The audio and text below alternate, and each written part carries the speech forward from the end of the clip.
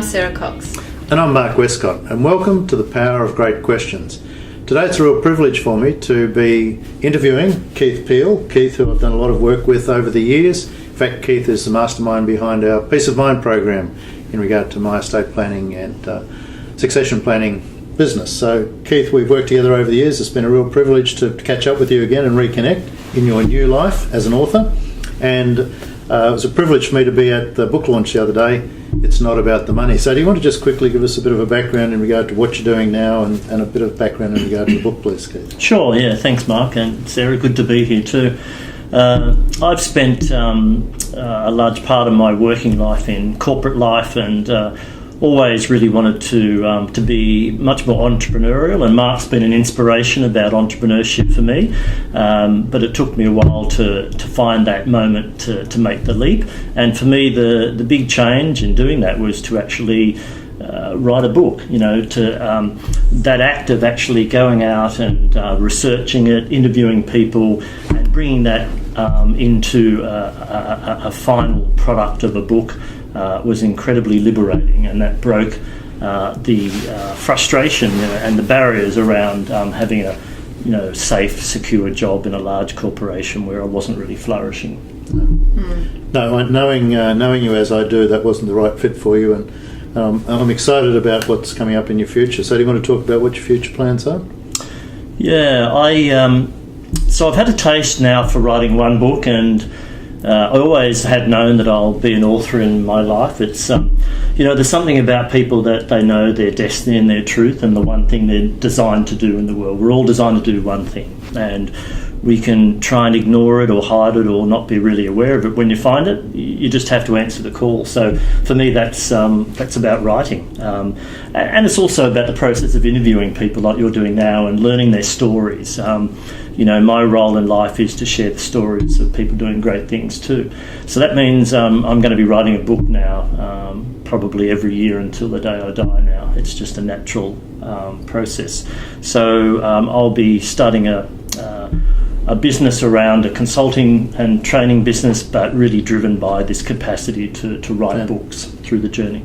Great. Fantastic. And so that brings us to the Power of Great Questions. We believe that great questions enhance people's lives, builds relationships, and unravels self-exploration and exploration of the mind.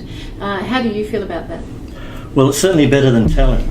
So there's a lot of great science around the coaching model, and I've done some work with Anthony Grant at Sydney University around coaching psychology.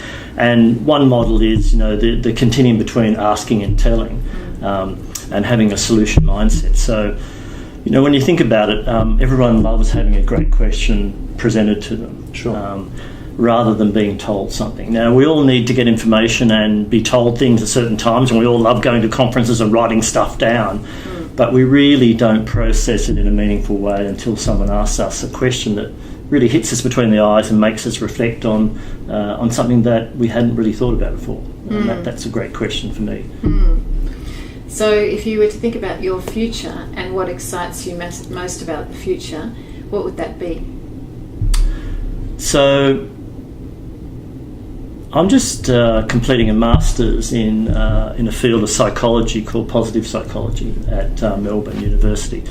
And this is an emerging field that came out of the psychology profession in about 2000. So I started out my life heading down the track of being a psychologist. I never really went through to the final stages of getting registered and ended up going a different path. But I've come back to it like a lot of people do later in life because psychology is fascinating. It's about human behaviour and how people think and act. So for me, I've discovered this great new science, and it is a science behind what creates flourishing in people and how people thrive.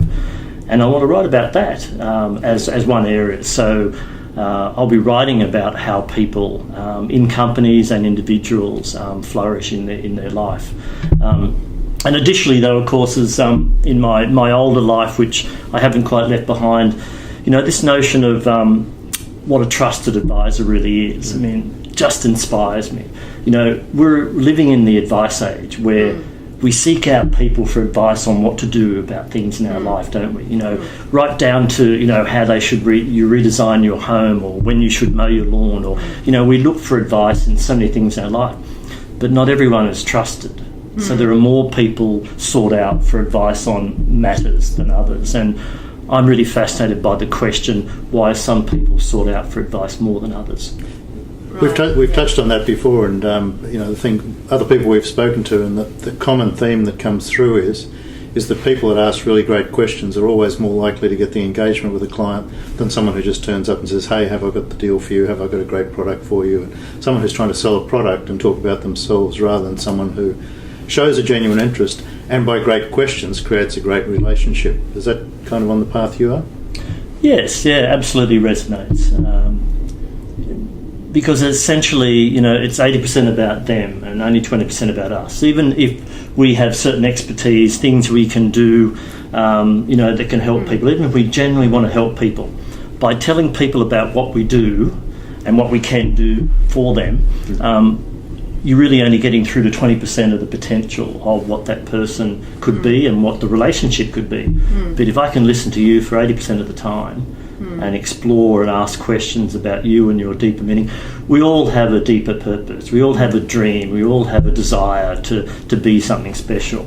No matter whether you're selling washing machines or world peace, you really have to understand what drives people, and you can't get to that by talking at them, can you? No. You have to ask questions. And that brings us to, what are your 3 most important questions that you would consider to be most enhancing to us, to another person? Wow. It's a tough one. Great question, Sarah. It's different in different situations, but for me, it is really about the very simple question of, what's your dream? What do you dream for yourself? Whether that's large or whether that's a small dream, it doesn't really matter. We all have dreams, something we want to do in our life that we're being held back by, and only when we get asked that question do we actually release that permission to say that it's okay to think about it. So what's your dream is probably the first one for me. The second one is, what's possible? What could you do that you haven't even tapped into yet? What are the great skills, unique abilities that you've got that you haven't really tapped into? And we could sit and have a conversation all afternoon about what those great skills are and those strengths are. So by asking that question, what's possible, you open up that agency for that. And the third one would have to be, what do you care about deeply? Because when I know what you care about deeply, when I can feel the empathy you have for something that's more important to you than yourself. What would you die for? Yeah, then we know what the true meaning of your life can be. So the sense of caring about something. We all care about something, but how often do people ask us what you care about? Nearly never. What do you care about, Mark? Yeah, absolutely. 3 great questions, Yeah, which would get 3 fabulous answers. Keith, I just want to get, and not detracting from that because they were great, but you've spent a lot of time in the financial services industry over the last number of years, and that's where we caught up a lot during that period of time. You've seen a large number of advisors during that period of time, haven't you? And all those guys worked in absolutely different ways. You're involved in coaching some of them. What would be the one thing that you believe cut the difference between the people who are superb at what they did and the people who are average at what they did? Yeah, look, that's a great question, isn't it? Great question. You can do it too. You can all do it. Shazoom. All at the same time. 1, 2. Go. Shazoom. That's a new word we've got to. Clearly, it's the ability to suspend their own self-interest. So we all come to those types of advisory relationships with our own interests in mind. I want to, get a new client. I want to sell some services. I may even want to sell some product, God forbid, if we ever think of selling products again in this industry. But even thinking about yourself limits the potential. So the ability to suspend your needs in the relationship. I like that was good. The ability to suspend your needs. Yeah, I like that. Suspend your needs. Reserve your needs for just a moment until I can talk to the person I'm in front of. Because most advisors start off with that genuineness to have a meaningful conversation with a client, that a client has a breakthrough and learns something about their life, whether it's a values conversation, whether it's about some issues and concerns, whether it's about financial capacity. But they can't help themselves. They just have to then jump in and start leading the discussion, either from a very natural human desire to prove themselves. I'm smart. I've got all the answers. I can tell you how to do it, rather than suspending it. So, if you watched two advisors side by side and watch them carefully, observe them, you can see which one is able to suspend their own needs in time while the other one starts to jump in to go for the... Buy my stuff. Correct. Buymystuff.com. That's exactly right. And look, and I hate to generalise, but I've seen enough advisors to know this is true, that women are far better able to suspend their needs than men, and that's why great advisors, by and large, are women. And why do you think that? So I have to ask that. So it's certainly like the cat that got the cream. It's certainly around. There's differences in men and women, and as much as people disagree with the notion that there are gender differences, the science says there are gender differences in the way people approach advisory relationships. For a lot of it, it's about a level of empathy. So empathy is a really key strategy to reduce your temptation to present your own case or sell your own needs. So with higher levels of empathy, we can suspend our desire for needs, for our own needs, longer, and that gets us into a more meaningful conversation. I also think, though, the women have this great ability to take care of people and to go beyond the call of their own basic needs. In other words, they go further with clients. The women that I've interviewed in my book who are exceptional actually have a purpose to go well beyond the standard financial planning process. And look, it's not all men, and I hate to give men a bad rep about this, but generally more women will go beyond that line than men. And this is a very special relationship, the advisory relationship with financial advisors. I'm really fascinated about it because people tell their secrets. I say that advisors have become, the new parish priest of our society, because nowhere else now in the world can you go to tell your secrets to another person in safety. And that's why people come to financial advisors. And for a lot of people, they prefer to tell their secrets to a woman, because they know they'll be trusted more in that process. Very good. Yeah. With the people that you interviewed for the book, and how many are there in the 25? 25. So with those 25 people, what was the common questioning theme that came through that advisors started the conversations with their customers? Was there a common sort of set of questions that the good people asked? It's interesting. The inventory of questions is not well understood by these advisors, as you'd appreciate, Mark. This is a mastery level of skill that the average advisor is only just learning. Now, there are some people who are better skilled at this, but they've been sort of schooled in this environment of what are the great sales questions, and that's a different engagement to what are the great engagement questions to ask. So the entry level has tended to be around values, what's most important to you. Now that's sort of 101.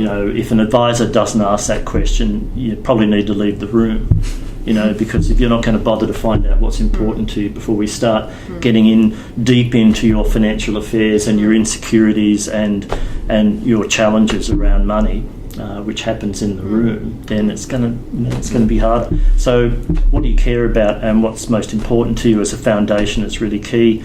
Then the next level goes up to the question that I love is what are you prepared to lose? What are you prepared to trade off? Because there's an inequality of financial planning in an economic sense that generally we all have things we want to do in our life, but we don't have enough resources to meet those needs. We all want more than we can provide for ourselves. So therefore, financial planning is flawed right at the start. So any financial planner that allows a client to think they can get all they need from their current resources when they clearly can't is setting up for a difficult relationship. So the big question is the trade-off question. What's most important to you? What are you prepared to trade off? What are you prepared to lose? How do you cost and value? Also the priorities. You can't do all the things. If you want to do 5 things, and you can't do them all, which ones are really important to you to do? Is it? Are you prepared to sacrifice going away on an overseas holiday every 2 years to educate your children? Or do you want to buy a house and have no holidays and send your kids to a public school? These are all those value-based choices that people have to make. And that's great questioning when people understand the trade-off conversation. So Keith, when you go back through your career, you'll have to think about this question, but what are all the people that you've dealt with over the years that have asked you questions, what are the 3 best questions you've ever been asked? Wow, that's a big one. Well, you were probably one of the best questioners that I've met in my life, Mark. Thank you, Keith. And you were probably asking a question that you didn't ask directly. So the implied question is more powerful than the direct question. The implied question is, what are you doing with your life?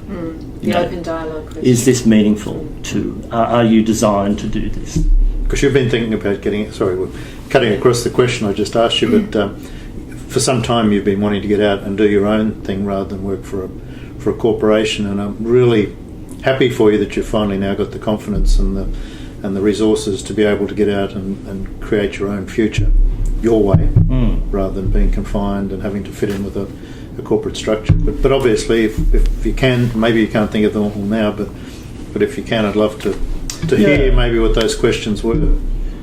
Yeah, look, it's probably a reflection on the state of modern corporate management that managers, unless you're lucky enough to have a great mentor, and I did have one, unless you're lucky enough to have a great mentor, corporate managers don't reflect enough on their relationship with employees to ask great questions. They should be asking a lot more great questions to their employees, from the whole range of gamuts of how are you feeling today, what do you need to do the best you can in your job each day? What do you care about mostly? How can we get you closer to your career goal? There are so many questions that should be in the service of employees that they just aren't. So I didn't learn anything from the last 10 years of working in a large organisation about questions. I learned the questions that should have been asked, which again, this sort of reverse psychology of when you're not gaining something of a human need, you learn about what that need is for you in a really powerful way, don't you? It's quite strange. Exactly. By default, yeah. The one mentor I did have though is, it's fairly simple questioning, but it's as simple as what are your 3 most important personal and professional goals this year? Now that's a progress goal on a fairly structured, tactical basis. But when someone asks you that question and they ask you to write it down, you sort of, you feel as though you're getting great traction, around your goals. So probably being asked my personal goals in the work sense was really important to me, and that was an important question. In Germany, apparently they have, in corporations, they have whole sections of companies that are trained to ask powerful questions for the companies. And I wonder if that could be implemented in the business world at large. It would make a huge difference.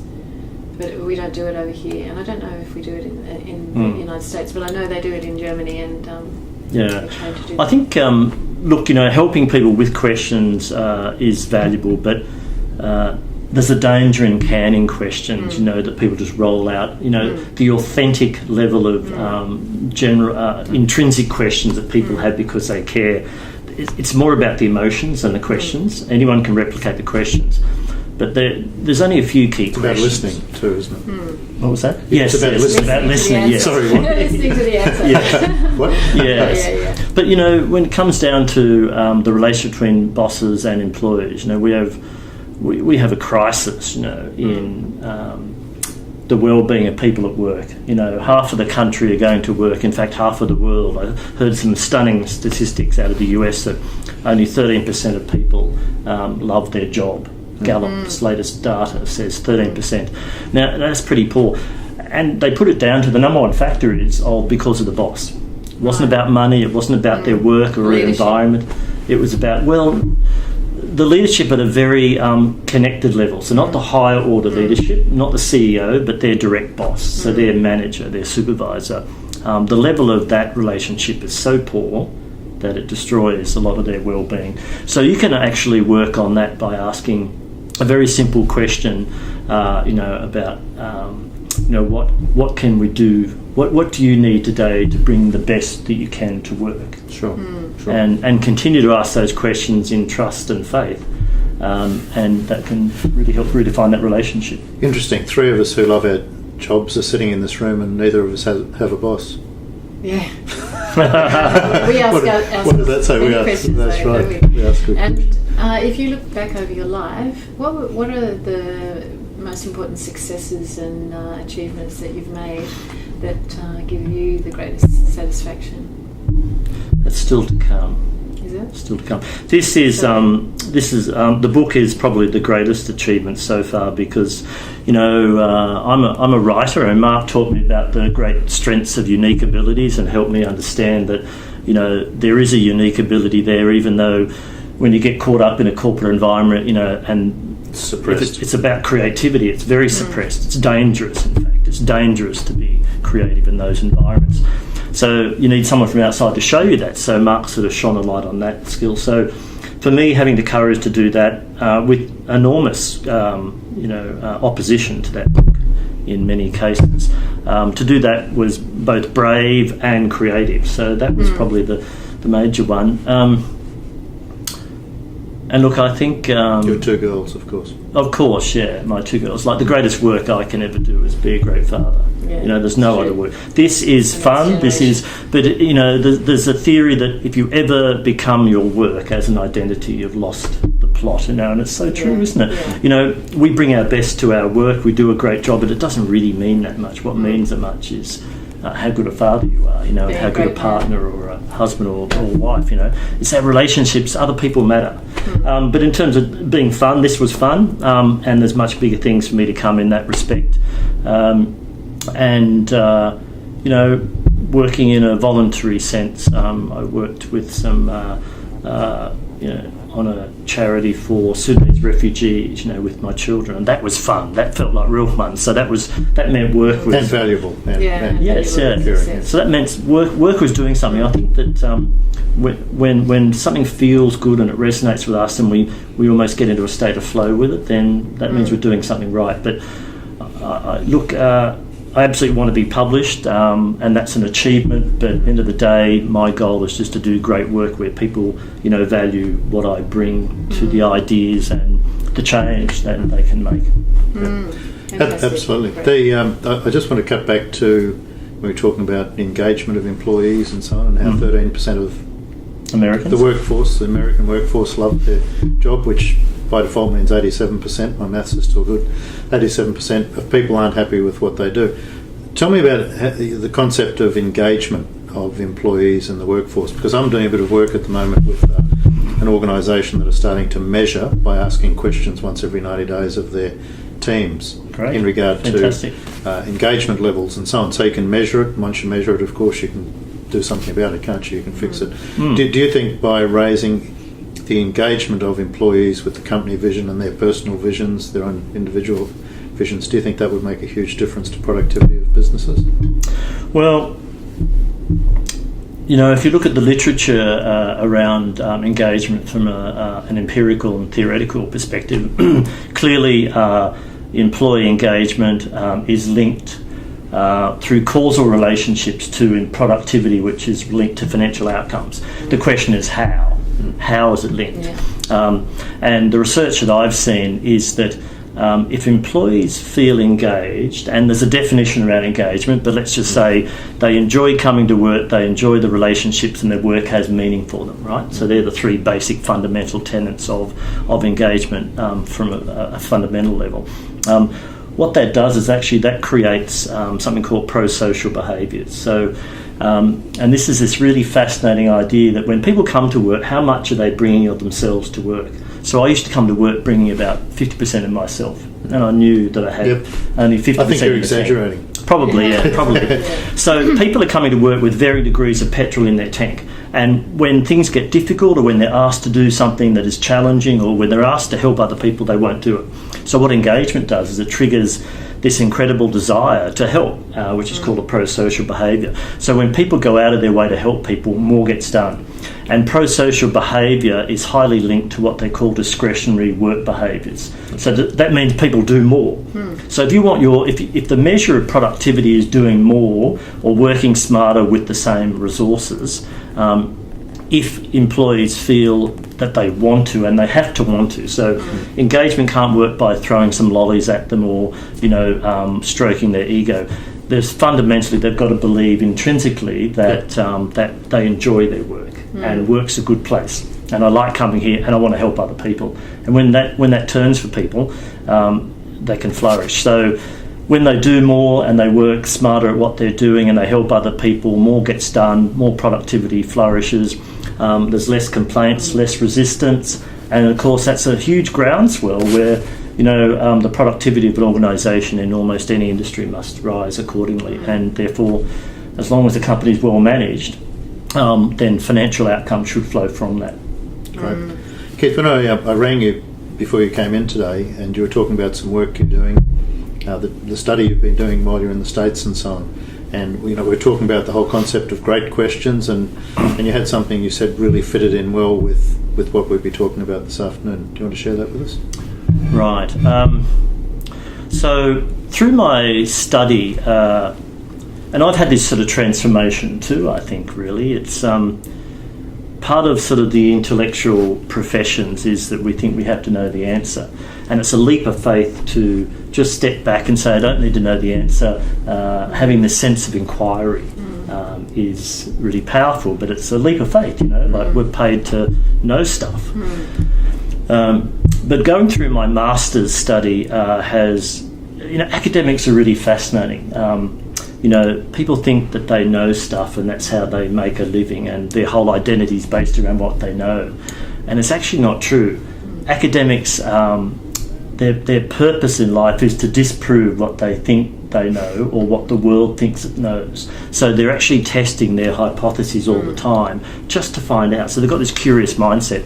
So they like to set up questions, called hypotheses that can be proven or disproven. So as I've studied my masters, and I'm not a scientist, but I've started to frame the way I look at things now. Now I ask a question before starting any project.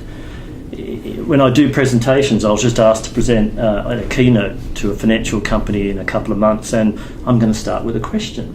One question. Good. I'm going to do a research project with one question, and the one question. If the question is powerful enough and if it resonates with you, if you really get excited by the one question, you can build an entire business out of that one question. For me, it could be a book, it could be a whole intellectual capital franchise where the one question started everything. And for me, it's that question of,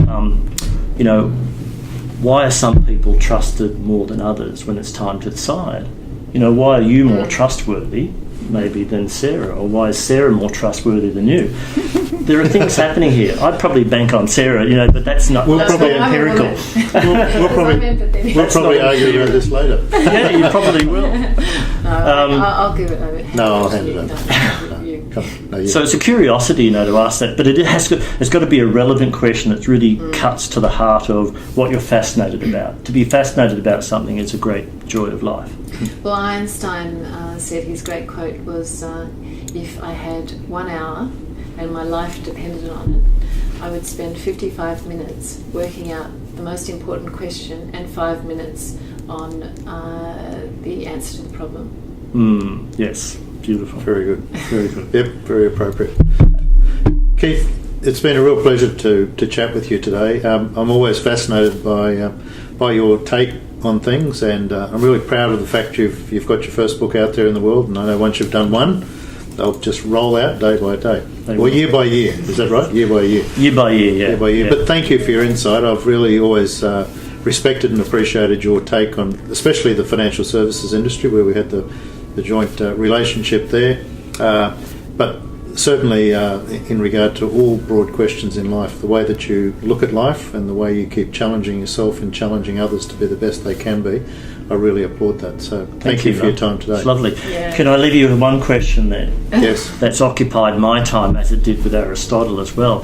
And it's fascinating when you start asking these questions that come, you can't escape them. So my question today to leave with you is, what makes life worth living for you? What makes life worth living for you? There you go. Yeah. We're going to leave that with the audience and ask them to answer that, because I think that is a really great and powerful question. Do you want the answer now, or do you want it? No, I think we should come back and reflect on that. If you answer it straight away, I'd be worried. It's not. Yeah, it has to unravel. Yeah, exactly. And I'll give you a We'll just comment. finish off. And you might well say, I'm Keith Peel. Keith, thanks for your time today. I'm Mark Westcott. I'm Keith Peel. And I'm Sarah Cox. And always focus on the power of great questions. Thanks for your time today. Thank you.